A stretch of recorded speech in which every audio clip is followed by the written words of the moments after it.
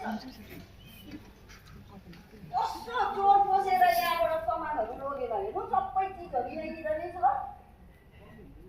यस्तो पाराले हो भने यो मान्छेले चोर मात्र होइन कुनै मलाई पनि मारिराखेर घरमा भएको सबै सिली पुरी डल्लै नै लगेर जाने रहेछ।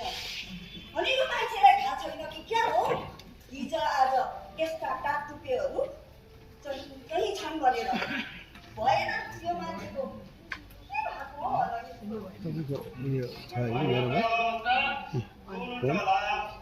फेसबुकमा तपाईँको मेरोमा छ फेसबुक त नम्बर नम्बर छैन पठाइदिनु भनेको ल म लिइहाल्छु नि भाइले मेरो उयो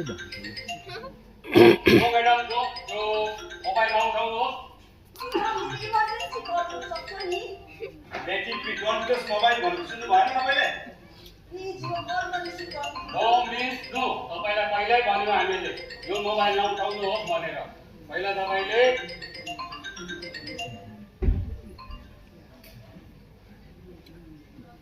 यो प्याकेज ग्रहण गर्नुहोस् त्यसलाई तपाईँले गिफ्टै सम्झिनुहोस् के भन्छ म मलाई चाहिँदैन कसैको गिफ्ट न मलाई कुनै गिफ्टको आवश्यकता छ म मलाई चाहिँदैन।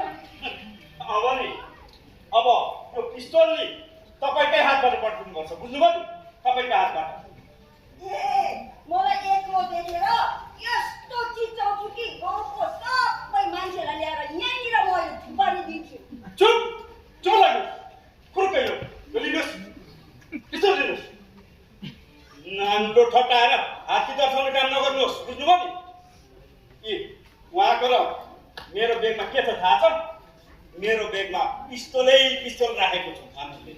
ऊ दाजुको बेगमा त झन् भर्खरै बनाएका ताजा ताजा बमहरू छन्। रिमोट कन्ट्रोल मेरो हातमा छ। यदि तपाईँले बेसी चोरी गर्नुभयो भने हामीले भनेको कुरा माने नमान्ने वा अटेरी गर्नुभयो भने यसलाई दबाउनु हामीलाई समय लाग्दैन। यो रिमोट खिचेर नि दाजुको ब्यागमा भएका बमहरू पड्काइदिन्छु। एकैचोटि 70-80वटा बम पड्किएपछि अनि तपाईँलाई थाहा हुन्छ। म तपाईँहरूको अघि यो औँला जोडेर म बिन्ती गर्छु एकपल्ट मेरो श्रीमानको अनुहार हेर्ने मलाई